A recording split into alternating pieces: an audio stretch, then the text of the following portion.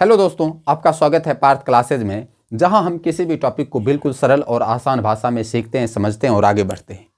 दोस्तों, जैसा कि आपको पता है कि आप सभी का बोर्ड एग्जाम काफ़ी नज़दीक आ चुका है, तो आप सभी के लिए हमने इम्पोर्टेंट क्वेश्चन का सीरीज स्टार्ट किया है। हर एक सब्जेक्ट का आपको प्ले लिस्ट मिलेगा, उसे आप ज़रूर देखें, ठीक ना। और ध्यान दें कि आप सभी को बेहतर तरीके से तैयारी करना है, ठीक ना। तो चलिए, तो आज हम इस वीडियो में देखेंगे संस्कृत का इंपॉर्टेंट क्वेश्चन। समझ गए ना। तो चलिए वीडियो को करते हैं स्टार्ट। तो पहला क्वेश्चन है कि मंगलम पाठ के आधार पर सत्य के स्वरूप के बारे में बताना है, ठीक है ना। क्वेश्चन दिया है कि मंगलम पाठ के आधार पर सत्य के स्वरूप के बारे में बताइए, यानी कि सत्य के बारे में क्या कहा गया है मंगलम पाठ में, उसके बारे में बताना है, ठीक है ना। तो आपको पता होगा कि मंगलम पाठ के लेखक कौन है, महर्षि वेदव्यास। और उन्होंने सत्य के बारे में क्या कहा था कि सत्य का मुख किससे ढका हुआ है, सोने के पात्र से ढका हुआ है। सत्य ही वास्तविक ज्ञान है और कोई भी व्यक्ति सत्य को प्राप्त करके ही परमात्मा को प्राप्त कर सकता है, अर्थात सत्य को जानकर ही परमात्मा को प्राप्त कर सकता है। तो उसी को हम यहां पर क्या किए हैं, लिख दिए हैं। तो ध्यान से देखें, आंसर में है मंगलम पाठ में महर्षि वेदव्यास ने कहा है कि सत्य का मुख सोने के पात्र से ढका है, इसलिए हे प्रभु इस सोने के पात्र को हटा दें ताकि मैं सत्य को जान सकूं। सत्य ही वास्तविक ज्ञान है, सत्य ही वास्तविक ज्ञान है और इसे जानकर ही परमात्मा को प्राप्त किया जा सकता है। बस इतना लिखना है आपको, समझ गए ना।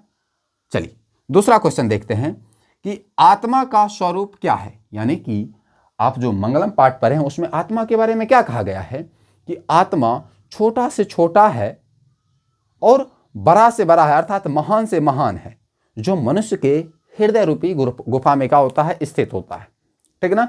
उसी को हम क्या किए हैं, लिख दिए हैं मंगलम पाठ में। तो ध्यान से देखें, आंसर देखें कि मंगलम पाठ में महर्षि वेदव्यास ने कहा है कि आत्मा सूक्ष्म से सूक्ष्म है, अर्थात छोटा से छोटा है, एवं महान से महान है, अर्थात बड़ा से बड़ा है, जो जीव जंतुओं के हृदय रूपी गुफा में स्थित है। बस इतना लिखना है, समझ गए ना कि मंगलम पाठ में महर्षि वेदव्यास के द्वारा बताया गया था कि आत्मा सूक्ष्म से सूक्ष्म है एवं महान से महान है, जो जीव जंतुओं के हृदय रूपी गुफा में स्थित है, ठीक है ना। चलिए तीसरा प्रश्न है कि नदी और विद्वान में क्या समानता है, अर्थात नदी और विद्वान में क्या समानता है। तो नदी के बारे में क्या कहा गया कि जिस प्रकार से नदियां अपने नाम और रूप को छोड़कर समुद्र में विलीन हो जाती है, अर्थात मिल जाती है, ठीक उसी प्रकार विद्वान लोग भी अपना नाम और रूप को छोड़कर परमात्मा में मिल जाते हैं। तो दोनों में क्या है, समानता है ना, कि दोनों अपने नाम और रूप को छोड़ रहा है, त्याग रहा है और किसी अन्य में जाकर क्या हो रहा है, मिल रहा है, अर्थात विलीन हो रहा है। तो दोनों में समानता तो है, यही इसी समानता के बारे में हमें इसमें लिख देना है। तो ध्यान से देखें, नदी और विद्वान में समानता है कि जिस प्रकार बहती नदी अपने नाम और रूप को छोड़कर समुद्र में मिल जाती है, ठीक उसी प्रकार विद्वान लोग अपने नाम और रूप को छोड़कर परमात्मा में मिल जाते हैं। यही है। तो दोनों देख रहे हैं ना, क्या छोड़ रहा है कि नाम और रूप छोड़ रहा है, नाम और रूप। यही क्या है, समानता है। समझ गए। चलिए अब आगे देखते हैं। देखिए चौथा प्रश्न क्या कहता है। चौथा प्रश्न कहता है कि मंगलम पाठ में कौन कौन से उपनिषद देखिए चौथा प्रश्न क्या कहता है कि मंगलम पाठ में कौन कौन उपनिषद से मंत्र संकलित है, अर्थात लिया गया है। मंगलम पाठ में टोटल 5 मंत्र हैं, श्लोक है, और वो सभी मंत्र किस किस उपनिषद से लिया गया है उसके बारे में बोल रहा है लिखने के लिए। तो आपको पता है कि मंगलम पाठ में जो 5 श्लोक है वो 4 उपनिषदों से लिया गया है, ठीक ना। चारों का नाम लिखने के लिए बोल रहा है, तो यहाँ पर लिखेंगे मंगलम पाठ में निम्नलिखित उपनिषदों से मंत्र संकलित हैं, यानी कि मंत्र लिया गया है, ठीक ना।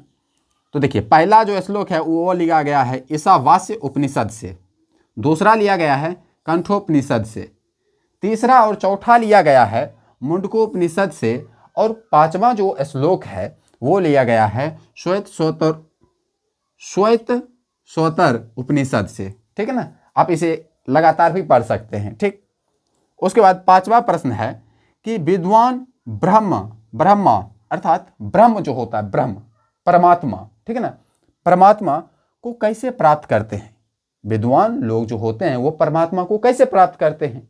तो ध्यान से देखें, इसमें क्या लिखना है कि विद्वान लोग सत्य को जानकर, किसको जानकर? सत्य को जानकर अपने नाम और रूप को छोड़कर ब्रह्म यानी कि परमात्मा को प्राप्त करते हैं।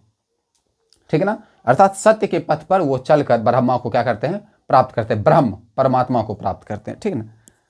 अब देखिए छठा प्रश्न है कि महान लोग संसार रूपी सागर को कैसे पार करते हैं? ठीक है ना, महान लोग जो होते हैं संसार रूपी जो सागर होता है उसे कैसे पार करते हैं? तो ध्यान से देखें, इसमें लिखेंगे क्या कि महान लोग जानते हैं कि सत्य की जीत होती है। किसकी जीत होती है? सत्य की जीत होती है। सत्य से ही परमात्मा को प्राप्त किया जा सकता है, इसलिए वे सत्य के मार्ग को चुनते हुए इस संसार रूपी सागर को पार कर जाते हैं, है ना। विद्वान लोग जानते हैं कि सत्य की जीत होती है ना, और सत्य को जानकर ही हम परमात्मा को प्राप्त कर सकते हैं, इसलिए वो सत्य के मार्ग पर चलते हैं और संसार रूपी सागर से क्या हो जाते हैं? बाहर निकल जाते हैं। समझ गए? आगे देखिए सातवां प्रश्न है कि मंगलम पाठ का 5 वाक्यों में परिचय दें। यानी कि मंगलम पाठ में हम जो पढ़े हैं उसको पूरा, उसमें से मात्र 5 ऐसे वाक्य लेना है जिसमें पूरे मंगलम पाठ की चर्चा हो जाए। यानी कि मंगलम पाठ में किस चीज़ों के बारे में चर्चा की गई है या मंगलम पाठ में है क्या। ठीक है ना, तो ध्यान से देखें। तो मंगलम पाठ के रचनाकार महर्षि वेदव्यास हैं। ये एक वाक्य हो गया। ठीक है ना, मंगलम पाठ के रचनाकार कौन है? महर्षि वेदव्यास हैं।